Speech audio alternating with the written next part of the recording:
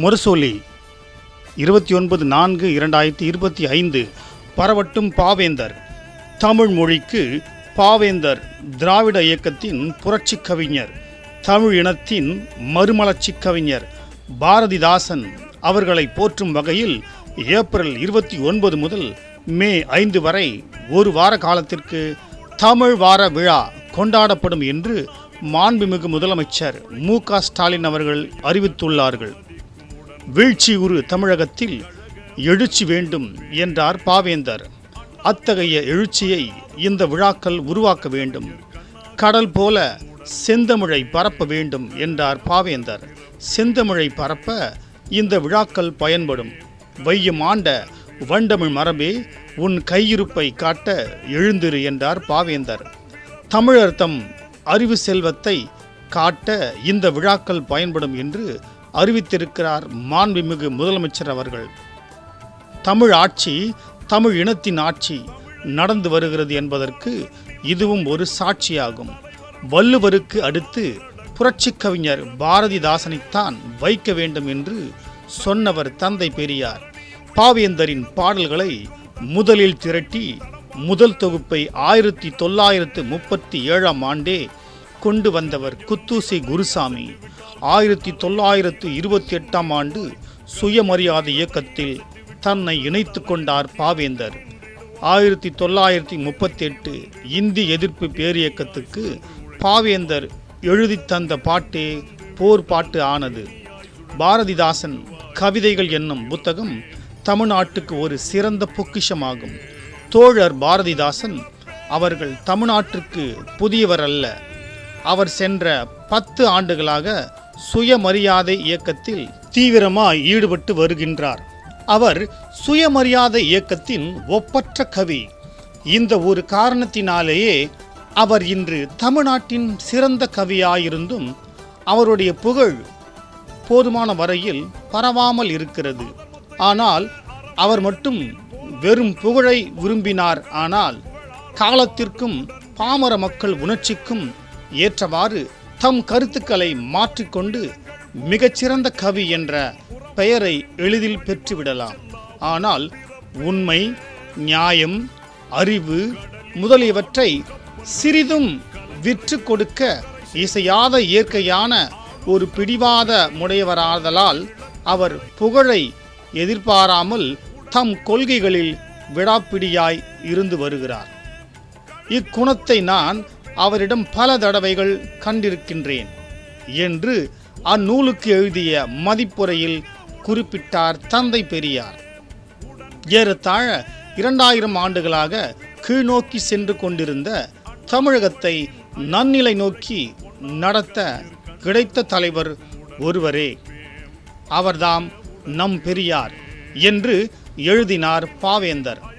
தொண்டு செய்து பழுத்த பழம், தூய தாடி மார்பில் விழும், மண்டை சுரப்பை உலகு தொழும், அவர்தாம் பெரியார் என்று எழுதினார் பாவேந்தர் பாரதிதாசன். நூற்றாண்டு உழைப்பை 10 வரியில் சொன்னவர் பாவேந்தர். 1942 ஆண்டு திராவிட நாடு இதழை பேரறிஞர் அண்ணா தொடங்கினார்.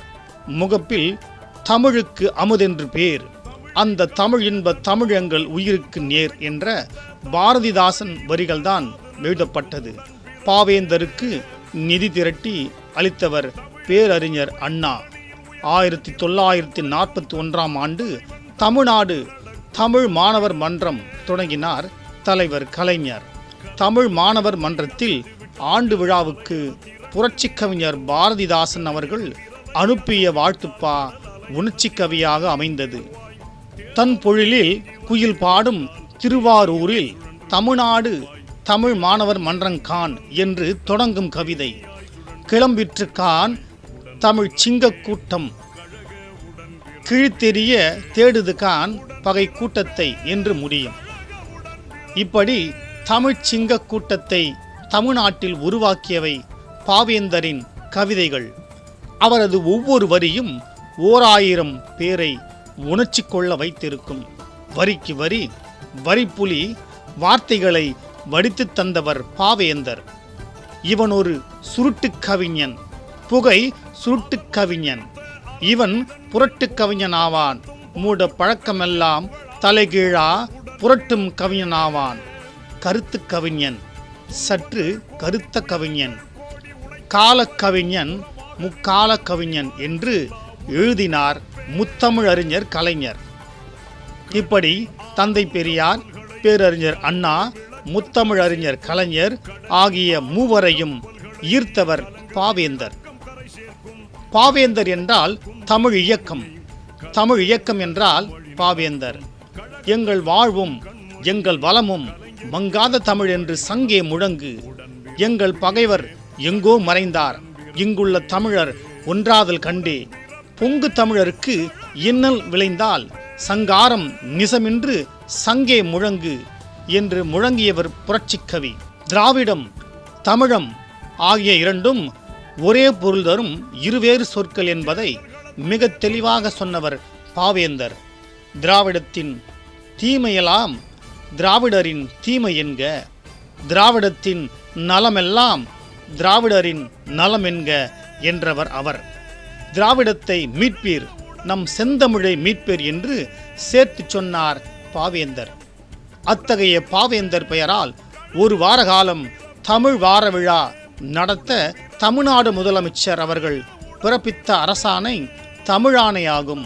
தமிழாய்ந்த தமிழன்தான் தமிழ்நாட்டின் முதலமைச்சராய் வருதல் வேண்டும் என்ற பாவேந்தரின் கனவு நனவாகிய காலமாக இது அமைந்துள்ளது. கோட்டை நாற்காலி இன்றுண்டு, நாளை கொண்டு போய் விடுவான் திராவிட காலை.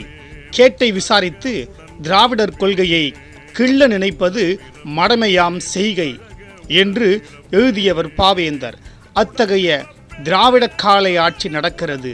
பாவேந்தரின் மாட்சி பரவுகிறது. கழகத்தை காக்கும் கண்மணியை கலைஞரின் விளக்கம் வழி நடத்தும் உடன்பிறப்பே, கழக உடன்பிறப்பே, உடன்பிறப்பே.